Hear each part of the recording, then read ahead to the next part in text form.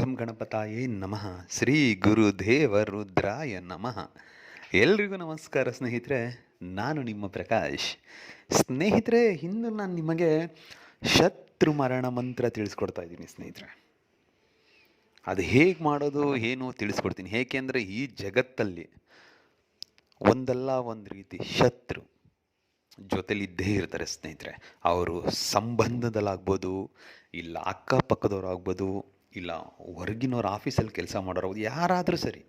ಒಬ್ಬರು ಉದ್ಧಾರ ಆಗ್ತಾವ್ರೆ ಅಂದರೆ ಕಷ್ಟ, ಒಬ್ಬರು ಹಾಳಾಗ್ತಾವ್ರೆ ಅಂದರೆ ಕಷ್ಟ, ಇಲ್ಲ ಒಬ್ಬರು ಒಂದಲ್ಲ ಒಂದು ರೀತಿ ಏನೋ ಶತ್ರು ಅನ್ನೋರು ಇದ್ದೇ ಇರ್ತಾರೆ. ಈಗ ನಾರ್ಮಲ್ ಶತ್ರುಗಳಿದ್ರೆ ಸಮಸ್ಯೆ ಇರಲ್ಲ ಸ್ನೇಹಿತರೆ. ಕೆಲವೊಬ್ರು ಏನು ಮಾಡ್ತಾರೆ ಅಂದರೆ ಉದ್ಧಾರ ಆಗ್ತಾರೆ, ಇವ್ರು ಹಾಳಾದರೆ ಸಾಕಪ್ಪ ಅಂತ ಸಂಬಂಧದಲ್ಲೇ ನಿಮ್ಮನ್ನ ಹಾಳು ಮಾಡೋಕ್ಕೆ ಬರ್ತಾ ಇರ್ತಾರೆ. ಅಂಥವ್ರಿಗೆ ಏನು ಮಾಡಬೇಕು, ಅದಕ್ಕೋಸ್ಕರ ತೊಗೊಂಡು ಬಂದಿದ್ದೀನಿ ಶತ್ರು ಮರಣ ಮಂತ್ರ. ಇಲ್ಲಿ ತನಕ ನನ್ನ ಚಾನಲ್ನ ಸಬ್ಸ್ಕ್ರೈಬ್ ಮಾಡಿಲ್ಲ ಅಂದರೆ ಸಬ್ಸ್ಕ್ರೈಬ್ ಮಾಡಿ, ಲೈಕ್ ಮಾಡಿ, ಶೇರ್ ಮಾಡಿ, ಹಾಗೆ ಬೆಲ್ ಐಕಾನ್ ಬಟನ್ ಪ್ರೆಸ್ ಮಾಡೋದನ್ನ ಮರಿಬೇಡಿ. ಏಕೆಂದರೆ ಮುಂದೆ ನಾನು ಏನು ವೀಡಿಯೋಸ್ ಬಿಡ್ತೀನಿ ಅದೆಲ್ಲರಿಗಿಂತ ಮುಂಚೆ ನಿಮಗೆ ಬಂದು ಸೇರುತ್ತೆ. ಬನ್ನಿ ಇದರ ವಿಧಾನ ತಿಳ್ಕೊಣ ಸ್ನೇಹಿತರೆ. ಮೊದಲಿಗೆ ಇದಕ್ಕೆ ಶನಿವಾರದ ದಿನ ಮಾಡಬೇಕಾಗುತ್ತೆ, ರಾತ್ರಿ 9ರಿಂದ 12ರ ಒಳಗೆ.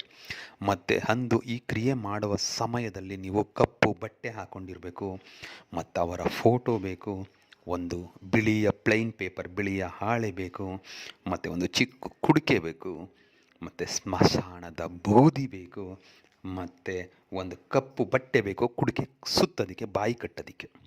ಇಷ್ಟನ್ನು ತಂದು ಇಟ್ಕೊಂಡು ಶನಿವಾರದ ದಿನ ದಕ್ಷಿಣ ದಿಕ್ಕಿಗೆ ಮುಖ ಮಾಡಿ ಕುಳಿತುಕೊಂಡು ಅವರ ಫೋಟೋ ಮೇಲೆ ಏನು ಸ್ಮಶಾನದ ಬೂದಿ ತಂದಿದ್ದೀರೋ ಆ ಬೂದಿಗೆ ಸ್ವಲ್ಪ ನಿಂಬೆ ಹಣ್ಣಿನ ರಸ ಮಿಶ್ರಣ ಮಾಡಿಕೊಳ್ಳಿ. ನಿಂಬೆ ಹಣ್ಣಿನ ರಸ ಮಿಶ್ರಣ ಮಾಡಿಕೊಂಡು ಅವರ ಹೆಸರನ್ನು ಆ ಬಿಳಿಯ ಹಾಳೆ ಮೇಲೆ ಬರೀರಿ, ಮತ್ತು ಅವರ ಫೋಟೋ ಹಿಂಭಾಗನೂ ಬರೀರಿ.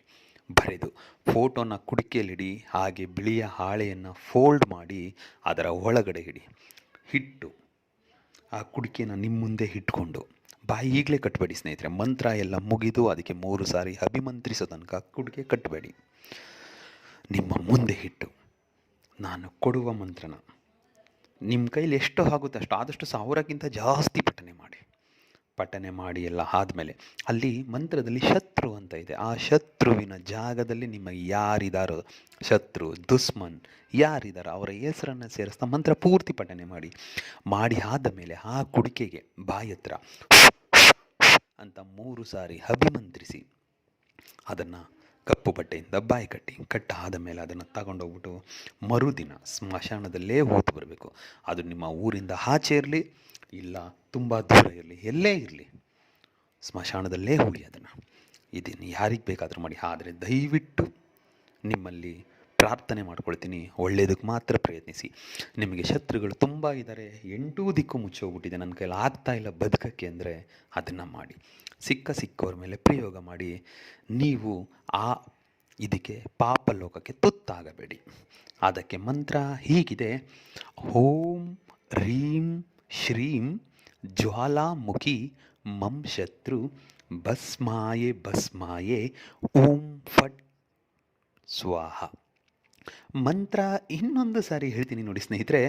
ಓಂ ರೀಂ ಶ್ರೀಂ ಜ್ವಾಲಾಮುಖಿ ಮಂ ಶತ್ರು ಭಸ್ಮಾಯೇ ಓಂ ಫಟ್ ಸ್ವಾಹ. ನಾನು ಇದಕ್ಕೂ ಮುಂಚೆ ತಿಳಿಸಿದ ಹಾಗೆ ಶತ್ರುವಿನ ಜಾಗದಲ್ಲಿ ನಿಮ್ಮ ಶತ್ರುವಿನ ಹೆಸರನ್ನು ಹಾಕ್ತಾ ಮಂತ್ರನ ಮಾಡಿ ಆಗುತ್ತೆ. ಎಲ್ರಿಗೂ ಮಂಗಳವಾಗಿ.